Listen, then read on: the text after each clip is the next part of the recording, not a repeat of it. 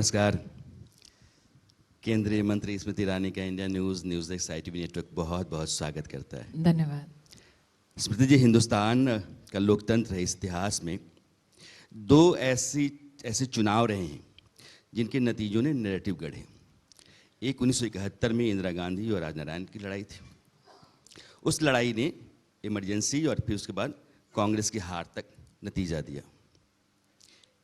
एक मुकाबला 2019 में लड़ा गया अमेठी में, और उसने यह तय कर दिया कि गांधी परिवार को उनके गढ़ में भी हराया जा सकता है, और वो आपने करके दिखाया। 2024 सामने है, देश में चुनावी माहौल गर्मा गया है।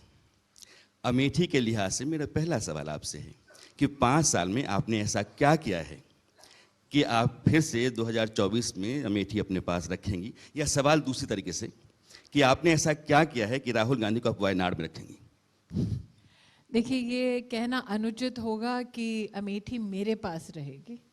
उचित ये होगा कि हम ये कहें कि अमेठी भारतीय जनता पार्टी को मिलेगी सेवा देने के लिए, क्योंकि लोकतंत्र में हम मालिकाना हक भाजपा के कार्यकर्ता किसी भी क्षेत्र पर नहीं जताते। विशेषतः जो प्रधानमंत्री मोदी के साथ काम करते हैं वो जानते हैं कि आपको सेवक की भूमिका में अपने आप को जनता के सम्मुख प्रस्तुत करना है।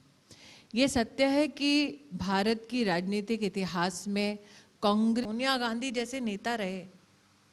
एक परिवार में अगर आप 4 लोग भी देखें, 4 लाख लोगों के पास घर नहीं था रहने को। 3,92,000 परिवारों के पास अपना शौचालय नहीं था।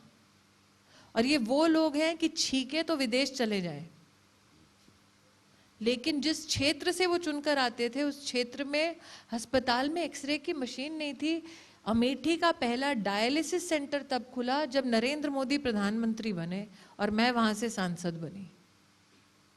और मेरा ये मानना है, इन्होंने मूलभूत अधिकारों से जनता को वंचित इसलिए रखा ताकि जनता जितनी गरीब होगी उतना उनके सामने गिड़गिड़ाएगी।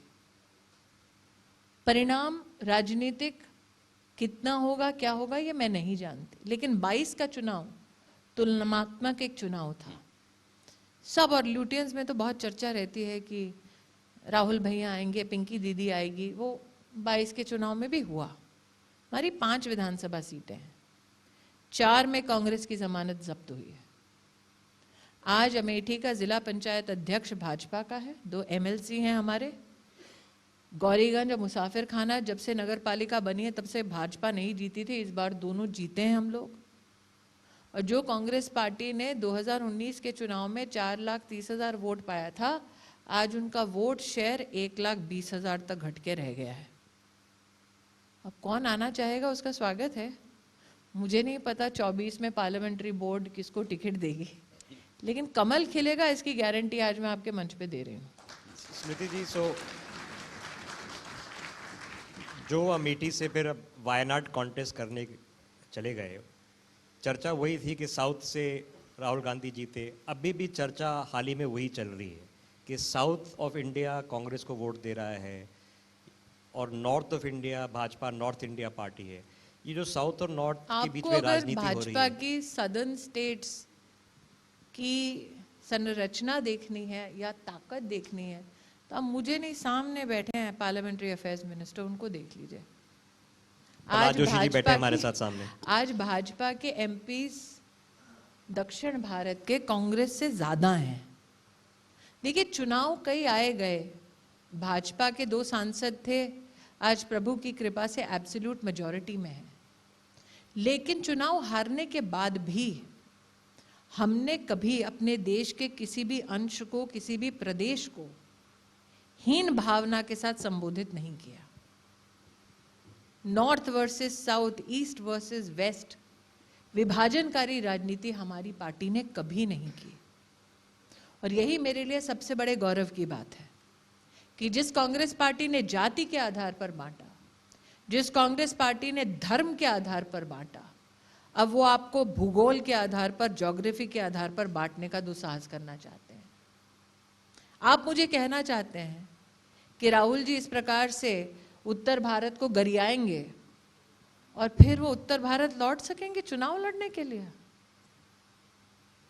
और ये मात्र किसी कांग्रेस के कार्यकर्ता की मानसिकता नहीं है। वायनाड की आपने बात की, आपका चैनल वायनाड में एक सार्वजनिक कार्यक्रम में राहुल गांधी के बयान को प्रसारित कर सकता है, जिसमें उन्होंने साफ कहा कि जी नहीं, वायनाड में लोग मुझे समझते हैं, अमेठी के लोगों की समझ मेरे बारे में कम है।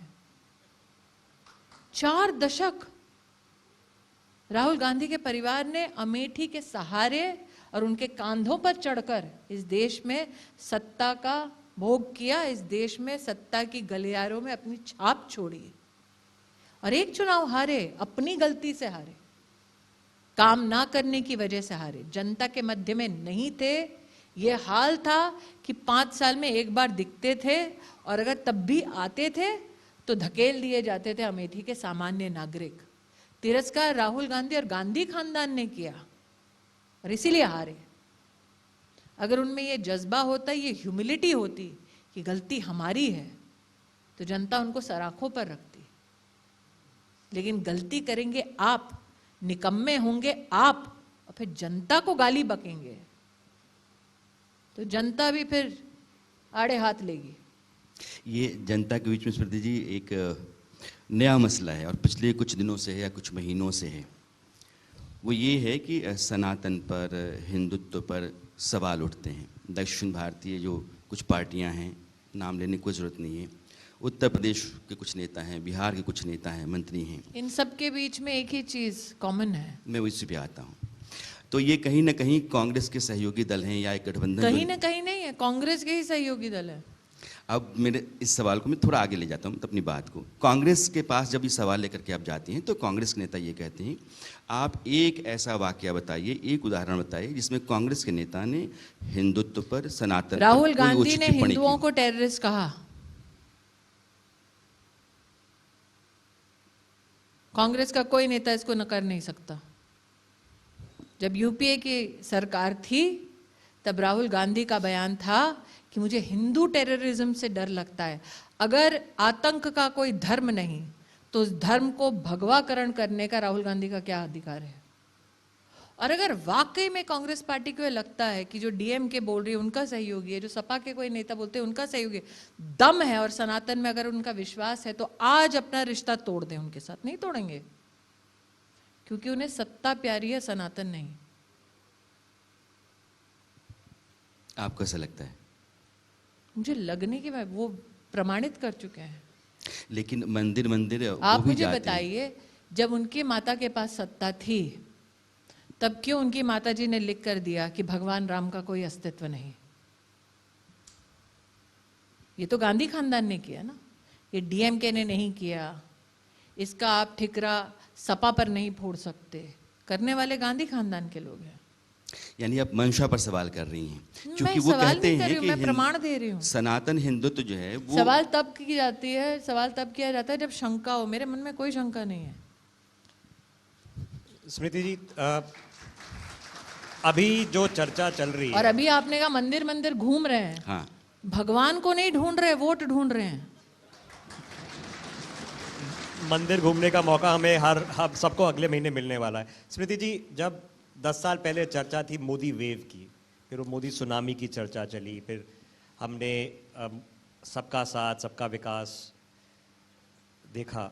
अब हम चर्चा कर रहे हैं मोदी की गारंटी। अब ये मोदी की गारंटी क्या है? हम कैसे दर्शकों को समझाएं कि मोदी की गारंटी का मतलब क्या है? मुझे लगता है आपसे बेहतर विश्लेषक और अध्ययनकर्ता कोई नहीं होंगे। आप भारत के राजनीतिक इतिहास के हर पन्ने को पलटकर देख लीजिए। किसी भी राजनीतिक नेता ने अपनी पर्सनल रेपुटेशन सर्विस डिलीवरी के परिप्रेक्ष्य में, कॉन्टेक्स्ट में कभी भी दांव पर नहीं लगाई। मोदी एक वो नेता हैं जिन्होंने डंके की चोट पर कहा कि मैंने ये कहा है तो ये होगा, और जनता ने उनके उस वक्तव्य को स्वीकार किया, और वही मोदी गारंटी के नाम से आज जाना जाता है। आपको याद दिला दूं कि नरेंद्र मोदी ने कहा था कि भारत की तिजोरी से रुपया निकलेगा तो सीधा गरीब के खाते में जाएगा। वो मात्र एक वाक्य नहीं था, एक राजनीतिक उद्बोधन नहीं था, उन्होंने उसको हकीकत में परिवर्तित करने के लिए 50 करोड़ गरीब नागरिकों के बैंक के खाते खोले और उसमें 28 लाख करोड़ रुपया भेजा भारत की तिजोरी से। नरेंद्र मोदी ने कहा था कि मैं छोटे जो व्यापारी हैं, छोटा जो अपने पैरों पर खड़े होना चाहते हैं, व्यवसाय करते हैं, उनकी मदद करूंगा, रेहड़ी पटरी वालों की मदद करूंगा। मात्र बोला नहीं, मुद्रा योजना के अंतर्गत 30 करोड़ से ज़्यादा लोन्स सैंक्शन किए और आज की तारीख में अगर आप संख्या देखेंगे तो 40, मैं पार्लियामेंट्री अफेयर्स मिनिस्टर के सामने बैठी हूँ, इसलिए मेरे आंकड़े बिल्कुल स्पष्ट होने चाहिए और करेक्ट होने चाहिए। 40 करोड़ लोन्स दिए हैं। इसका मतलब क्या है? आप 2014 से पहले का इतिहास उठाकर देख लीजिए। साधारण या निम्न मध्यम वर्गीय परिवार के लोग कहते थे कि व्यवसाय करने का हमारे पास साधन नहीं है। महिलाएं कहती थी कि मुझ में जज्बा है, मुझ में हुनर है, लेकिन मेरे पास साधन नहीं है। नरेंद्र मोदी ने साधन को प्रस्तुत किया और उस साधन का लोगों ने स्वीकार कर इस्तेमाल किया। इसलिए मुद्रा योजना के 40 करोड़ लोन्स में 70% जो लाभार्थी हैं वो महिलाएं हैं। और फिर मुझे अचंभा होता है कि जब महिलाएं बढ़ चढ़कर मोदी को वोट देती हैं तो विश्लेषक फिर लिखते हैं ये कैसे हो गया। इस देश में किसी गरीब औरत ने जाकर कभी किसी नेता से ये नहीं कहा कि मेरे पास शौचालय नहीं है, मैं सूर्यास्त का इंतजार करती हूँ, किसी अंधेरे कोने में जाती हूं, प्लीज मेरे लिए टॉयलेट बना दो। कभी इस देश में किसी औरत ने नहीं कहा। मोदी से किसी ने मांगा नहीं, मैनिफेस्टो में कभी लिखा नहीं, लेकिन प्रायोरिटी उनकी पहली। और आज 11 करोड़ से ज्यादा गरीब परिवारों के घर में शौचालय बना। वो एक औरत को ही समझ आता है कि कितनी बड़ी देन है कि सम्मान के साथ उसके दिन की शुरुआत होती है। इस देश में कभी भी औरतें तो क्या, लड़कियां तो क्या, कोई परिवार ये कल्पना नहीं कर सकता था कि लाल किले की प्राचीर से एक प्रधानमंत्री ये कह दे कि माहवारी के लिए प्लीज 1 रुपए में सैनिटरी पैड मिलता है, जाकर लो। नरेंद्र मोदी ने कहा it is not a politically glamorous statement to make for a leader with absolute majority, लेकिन कहीं ना कहीं हमें इस बात को एक्सेप्ट करना होगा। Modi has gone beyond politics, he is become an ideology unto himself, he is become a movement. Different orbit. Rana ji. Modi सरकार ने लोगों के बीच में कई मोर्चों पर अपने आप को कामयाब दिखाने की कोशिश की है। जैसे आपने कहा कि जो कल्याणकारी योजनाएं होती हैं, अर्थव्यवस्था का मामला है, डिफेंस का मामला है, इंटरनेशनल अफेयर्स का मामला है। एक मोर्चा जो है वो सांस्कृतिक राष्ट्रवाद का है, वो है तो एक बड़े फलक का मामला चर्चा का। लेकिन मैं राम मंदिर पे आता हूँ। राम मंदिर चूँकि उसकी शुरुआत 22 तारीख को देश को समर्पित होगा, बड़ा आयोजन हो रहा है। होती मंदिर की माफी चाहती हूँ। बड़ा आयोजन हो रहा है। आपके ऊपर सवाल आपका विपक्ष ये करता है कि राम मंदिर देश का है, लेकिन भारतीय जनता पार्टी और मोदी सरकार ने इस आयोजन को ऐसे रखा है जैसे वो उनका अपना निजी हो। इसका फायदा 2024 में उठाना चाहते हैं। ऐसा है, हमारे धर्म के लिए धैर्य बहुत हिंदुओं ने रखा 500 साल। अगर आप भाजपा के लेवरेजिंग की बात करते हैं, मंदिर निर्माण हो रहा है वो भाजपा सहयोग से नहीं हो रहा, टैक्स पेयर के पैसे से नहीं हो रहा, राम भक्तों के समन्वय से हो रहा है। राम भक्तों को अगर लगा कि नरेंद्र मोदी को आमंत्रित करना चाहिए, तो क्या आप राम भक्त के इस अधिकार से उनको वंचित करना चाहते हैं? उनको भी बुलाते। मेरा ये मानना है, और ये मेरा निजी मानना है, मैं पार्टी की ओर से विधिवत अधिकृत स्टेटमेंट नहीं दे रही हूं। जिस इंसान ने राम के अस्तित्व को नकार दिया, आज वो मंदिर का इनविटेशन मांग रहा है।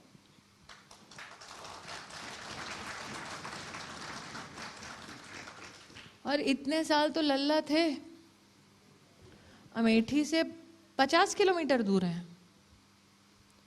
मैं माफ़ी चाहती हूँ, मैं फिर से, प्रहलाद जी मेरे सीनियर है इसलिए मैं कह रही हूँ, this is in my personal capacity I am saying this.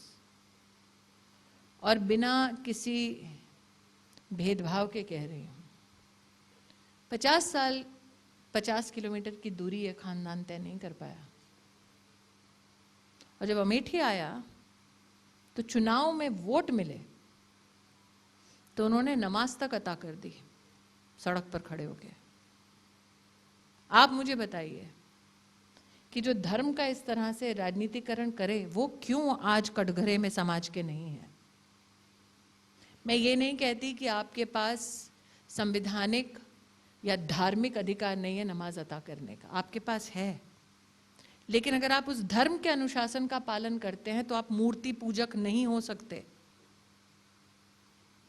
तो निर्णय उनको करना है, क्या वो मूर्ति पूजन में विश्वास करते हैं? अगर हाँ तो अपने आचरण से प्रमाण दें, क्योंकि राम का मंदिर भक्ति के लिए है, राजनीतिक शक्ति के लिए नहीं।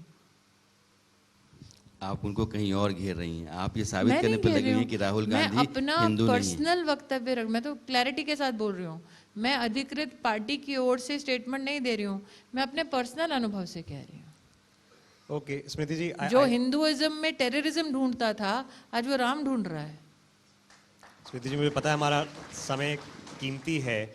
जब हम पिछली बार ही मिले थे, कुछ महीने पहले चर्चा करी थी, आपने मुझे याद है बोला था कि स्मृति ईरानी जो आपका माइनॉरिटीज अफेयर्स मिनिस्ट्री का जो टेन्योर रहा है, सबसे ज़्यादा हज यात्राएं हुई, record breaking developments have happened. लेकिन हाल ही में प्रधानमंत्री ने बात कराई है कि देश की 4 वोट बैंक्स की भाजपा में बात चल रही है, महिलाओं की बात चल रही है।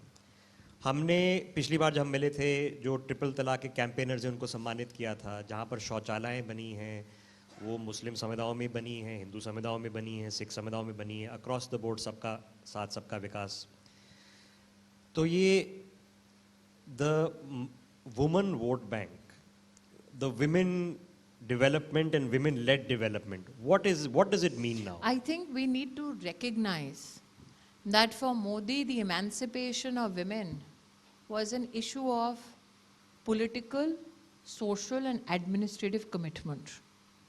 That there is now a recognition by all political forces in this country that women as a consolidated political power have emerged as a vote bank is understandable.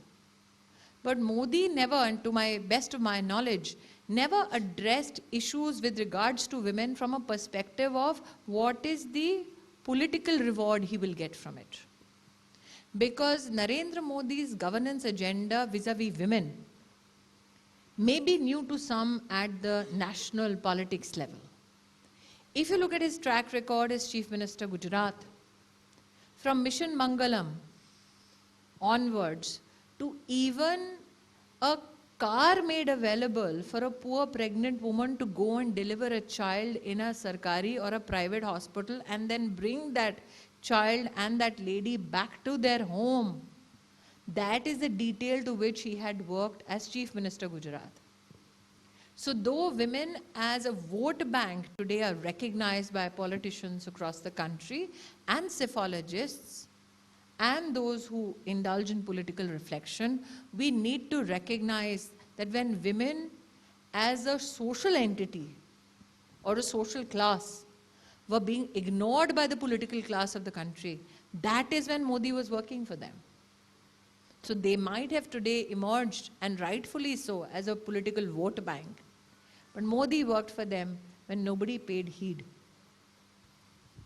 Well, either way, something remarkable is happening because, you know, we did a dipstick test of these schemes just a few months ago, and we did it again. You know, walking into these areas where these toilets are being built, they're not worried about religion, about where the houses are being built, just to see it. These are not things that you're looking for, but you find them. It's absolutely fascinating.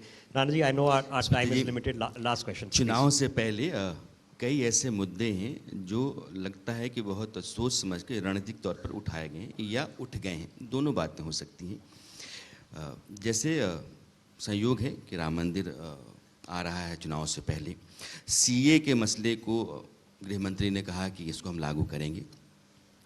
वैसे 370 का मामला है। जम्मू कश्मीर बहुत लंबी चर्चा संसद के भीतर भी हुई है। जम्मू कश्मीर में बेहतरी हुई है, विकास हुआ है, वहाँ की पूरी तस्वीर बदली है, सरकार यह दिखाना बताना चाहती है। और चुनाव की आहट भी जम्मू कश्मीर में होने लगी है, जो कि सुप्रीम कोर्ट ने भी कहा कि आप करा लीजिए। जम्मू कश्मीर भारतीय जनता पार्टी और नरेंद्र मोदी सरकार के लिए कितनी बड़ी कामयाबी है? मोदी ने जम्मू कश्मीर के इस मसले को अपनी निजी कामयाबी के दृष्टिकोण से राष्ट्रीय ज़रूरत, राष्ट्रीय सुरक्षा और राष्ट्रीय अभिमान की दृष्टि से देखा है। तो मुझे लगता है कि जब एक व्यक्ति और उनके जीवन शैली को, उनकी राजनीतिक और सामाजिक जीवन यात्रा को अगर आप देखें तो आपको शायद इंटरनेट पर ही बहुत सालों पुरानी एक फ़ोटो मिल जाएगी जहाँ पर पीछे एक लिखा हुआ है धारा 370 हटाओ और एक यंग नरेंद्र मोदी उसके सामने बैठे हुए हैं। तो ये इस व्यक्ति के सामाजिक जीवन का एक संकल्प है, लेकिन उस व्यक्ति विशेष का पॉलिटिकल एम्बिशन या पॉलिटिकल एजेंडा नहीं, ये राष्ट्रीय ज़रूरत का विषय है।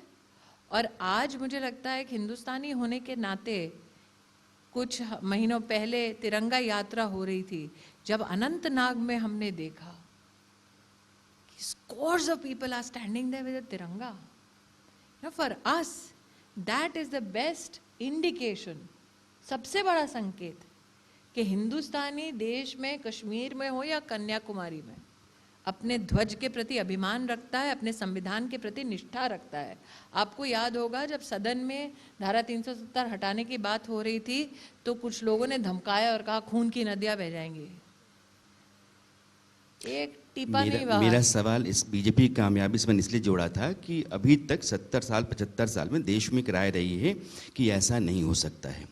यह देश का भी इसीलिए तो हिस्सा मोदी है तो मुमकिन है। होने के बाद भी ऐसा लगा कि बहुत सारे दल उनको बदल सकते हैं। हम यूं ही नहीं कहते साहब मोदी है तो मुमकिन है। क्योंकि सुप्रीम कोर्ट ने उस पर अपनी मुहर लगाई, उसके बाद मुझे लगा कि सरकार का देखिए, फैसला मैं इतना ही कह सकती हूँ, कोर्ट ने अपना काम किया, लेकिन संसद में हमारा काम है कि जनता ने जिन विषयों पर मुहर लगाकर हमको भेजा, क्या हम उन विषयों पर उत्तीर्ण हुए या क्या हमने उन संकल्पों को पूरा करा। वर्षों वर्ष से अगर आप भाजपा के 2 ही मुद्दे गिनवा रहे हैं, राम मंदिर, धारा 370, तो मैं एक महिला के नाते मुद्दा गिना दूं 33% आरक्षण का। मैं आने वाला था उस पर। ये भी लोग कहते थे सामाजिक रूप में या फिर राजनीतिक रूप में कि असंभव है। इसीलिए कह रही हूँ कि नरेंद्र मोदी ने कहा जब नया भवन संसद का बना कि यही समय है, सही समय, और सबसे पहला जो लेजिस्लेशन पारित हुआ वो नारी शक्ति वंदन अधिनियम पारित हुआ। तो आप इम्पॉसिबल को पॉसिबल बनाने की अपेक्षा नरेंद्र मोदी से रख सकते हैं। महिलाओं का हवाला ये दिया मोदी की नहीं, कार्यकर्ता की भी गारंटी है। महिलाओं का हवाला दिया आपने से। आप आखिरी सवाल आपसे है, नरेंद्र मोदी को ऐसा लगता है कि लोहे से ही लोहे को काटा जा सकता है। आपको कैसे पता नरेंद्र मोदी को क्या लगता है? मेरा सवाल तो सुन लीजिए। चूंकि यह देश जो है वो जातियों में बटा है और देश की राजनीति और सत्ता तक पहुंचने के रास्ते। देखिए, कांग्रेस पार्टी चाहती है कि आप सोचे कि देश जातियों में बटा है। मैं सवाल पूरा कर लेता हूँ। सॉरी, लेकिन क्योंकि आप गलत कॉन्टेक्स्ट रख रहे हैं तो मैं माफी चाहूंगी, मैं उसको थोड़ा ठीक है। तो जातियों के जरिए ही सत्ता तक पहुंचने का रास्ता बाकी दलों ने अपनाया। नरेंद्र मोदी ने 4 जातियों का जिक्र किया। ये नई जातियां हैं, महिला है, गरीब है, किसान है, नौजवान है। यहाँ मैं आना चाहता था। इन जातियों में उन्होंने पूरे देश को रख लिया है। आपको ये लगता है कि हिंदुस्तान में जातिगत जनगणना के जरिए या जाति का हवाला देकर के जिस तरह की राजनीति होती रही है, चूँकि जकड़बंदी है, उसको यह जो नई जातियाँ खड़ी की गई हैं प्रधानमंत्री से, वो काट पाएंगी? मुझे ऐसा लगता है कि आपके सवाल का जवाब आपको इन तीनों राज्यों के परिणाम में मिल चुका है। नरेंद्र मोदी जी ने जो गुहार लगाई थी कि कांग्रेस का कुशासन सर ऊंचा ना करे और सुशासन अगर गरीब को गरीबी से उभारता है, 13.5 करोड़ गरीबों को 5 साल में गरीबी से उभारने का काम मोदी ने किया। अगर हम चाहते हैं कि महिला को उसके पूरी जीवन में, चाहे वो गर्भवती है तो फिर उसके कैश ट्रांसफ़र हो ताकि वो एक अस्पताल में बच्चे को जन्म दे, बेटी है तो उसको किस प्रकार से हम सुविधाजनक तरीके से शिक्षा का वरदान दे सके, कामकाजी महिला है। अभी कुछ ही दिनों बाद CII जो हमारे देश की सबसे उत्कृष्ट इंडस्ट्री की बॉडी है, उनकी एक रिपोर्ट आने वाली है जहाँ पर पहली बार स्किल्ड और एम्प्लॉयबल महिलाओं की संख्या पुरुषों से ज़्यादा है जी। तो ये सब संभव मोदी ने कर दिखाया है।